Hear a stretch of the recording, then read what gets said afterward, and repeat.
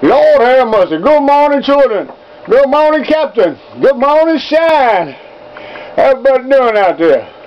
I gotta tell you the story about the railroad track and the 1965 or 1964 white Ford pickup that I called old number 44. Well, once in a while I'd see the railroad people backing up and forth at a crossing till they got their truck up on the rail, and then they'd drive along. I said, oh, I wonder if my truck could do that. I was probably 16, 17 years old. Well, one night, me and Wygant, Richard Thomas Wygant, we got over there and he motioned me this way and that way and this way, and we got that truck on the railroad track, and we also seen it in some movie too.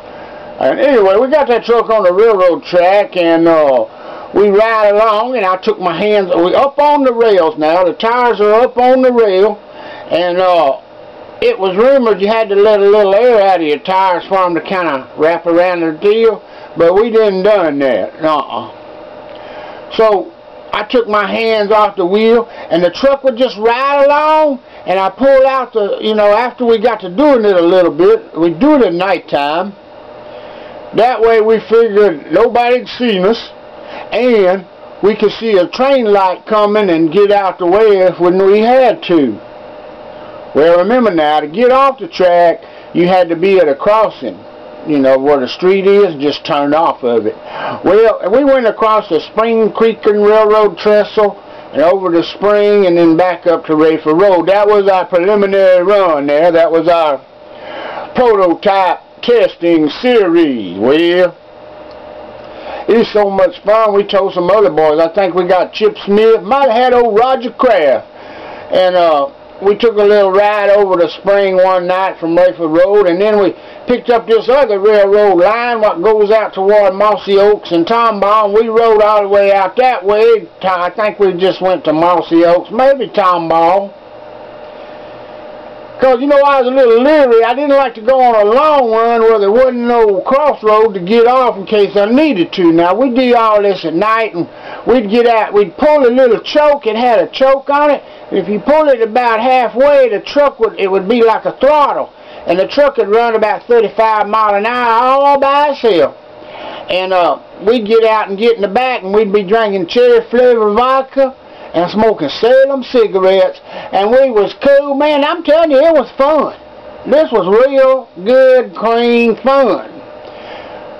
We didn't even think of it being dangerous or nothing. We did it, 2 or 3 nights in a row, and you could see, maybe a week or two, but you could see a train coming from miles away because the sky would light up before you ever saw the headlight, So we figured it was safe. Well, it's here safe, Look at here. This here's safe.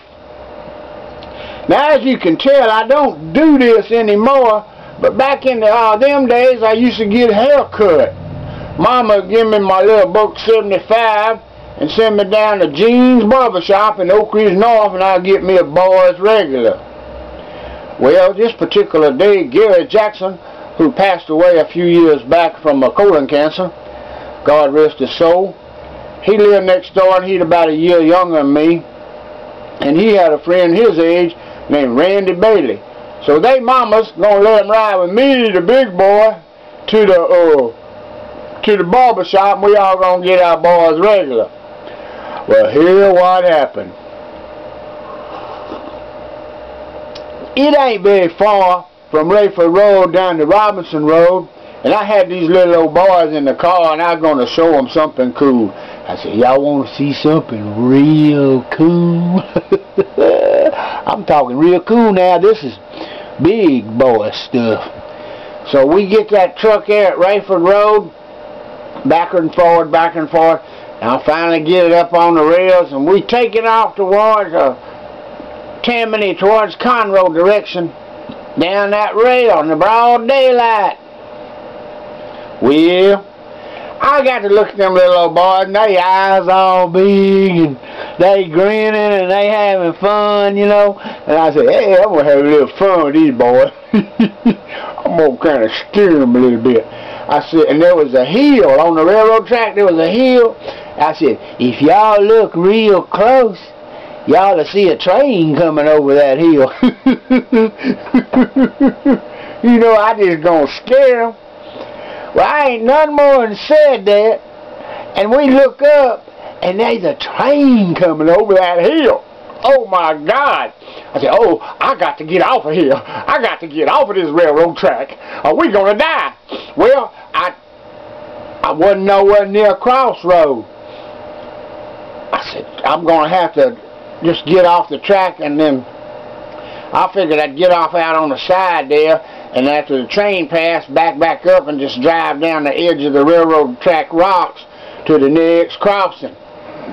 Well, when I went to get off, the truck go kaboom off of the rails, okay? Then I got one wheel in between, the front and back wheel in between the rails. I'm straddling this rail, and the other two are running on the rocks. Well, when I go to jump that second rail, the tire just slides on it, and it won't jump over it. And the train getting closer, and the train getting closer, and the train getting closer, and that tire just a sliding. I go way over, and I yank that sucker real hard, and it jumps that rail, and jumps that rail, and we go flying off the railroad track, and we lands in a pond. And just as we hit the pond, the train goes, boom!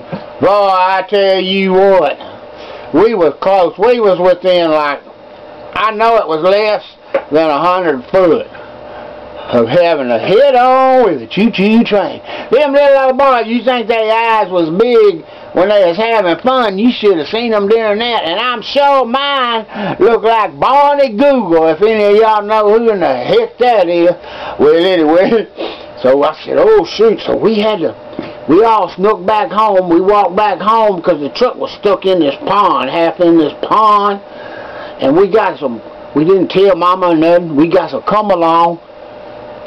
And we pulled them on the railroad track and started trying to jack that truck back. We hooked that come along to that rail and started pulling it back. Well, it didn't work. So maybe we need something bigger, you know. And so we went and got a chain fall. You know, this is taking a little time to get back home and back up there. Well, we went to get a chain fall, and then we saw down the railroad track, we seen some lights and some commotion down there where the truck was. And we said, oh. So we all went home, you know. Gary went home, Randy Bailey went home, and I went home, you know. Mama said, where's the truck? I go, oh, it won't start. It'll start in a little while. I said, Jean the barber said it would start in a little while. But she ain't never noticed we ain't got none haircut. She didn't notice that. She knew something was up. Well, Daddy had a habit of when I pulling stuff like this, he'd always be out of town. Anyway, I had to wait. But here what happened. Suddenly, to knock on the door. Mama opened the door, and she looked kind of shocked, and there stood a big old 6-foot tall, genuine, in the suit with the hat and the badge and everything, a Texas Ranger. And he said, do you have a white 64 Ford pickup? Mama goes, oh, yes. He goes, who was driving it about an hour and a half ago? Well, my boy was. Is your boy here? She said, yes, sir. And I come in there, and he looked at me kind of surprised. He said, son, how old is you? I said, I'm 16. Well, that means I'm a minor.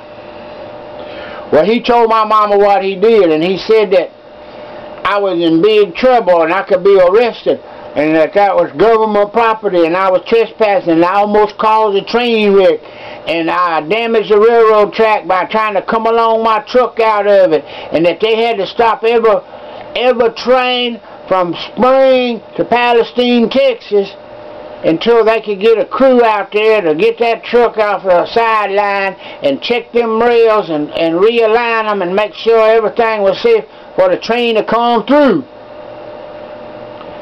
And he said, I guess what we'll do, ma'am, And he's talking at me, and he says, if you don't drive that truck, you won't let him drive that truck. I said, oh, no, ma'am. No, sir, his daddy out of town. When he get back, we'll tell him what happened, and I'm sure he'll take the proper discipline action. He said, okay. He said, well, what y'all going to have to do is pay for all this overtime for all these workers out here doing all this. And we'll let it go at that. Now this was good because in them days they knew boys would be boys, I guess, anyway. So here I was, daddy out of town, gonna be out of town for another week. I had to sit at home and worry about what daddy gonna do. What daddy gonna do? Well, I think mama must have told him on the phone. No, she didn't. She said she wouldn't tell him because she didn't want to mess up his business trip. But anyway, somehow I think they talked before he got to me. And he said, have you learned anything? I said, yes, sir. I learned not to drive no truck down the railroad track no more. He said, well, what? He said, I'm not going to whoop you. My daddy would give me a whooping with a belt sometime. He said, I'm not going to whoop you because you could have been killed. He said, and I think that's pretty scary. He said, how about if you don't drive that truck until I tell you can? I said, yes, sir, because see, this was easy. I go, woo, I got off easy. So, you know, it was at least 6 months before daddy come in there and said, how about you get in the truck and run over to the post office and get the mail? I said, yes, sir, I'll do it. And I went straight to that post office, down the highway, got the mail and brought it back. And I eventually got myself back in the good graces of my daddy and was able to use the truck again. I never will forget, though, if y'all look real close over that hill, you'll see a train coming.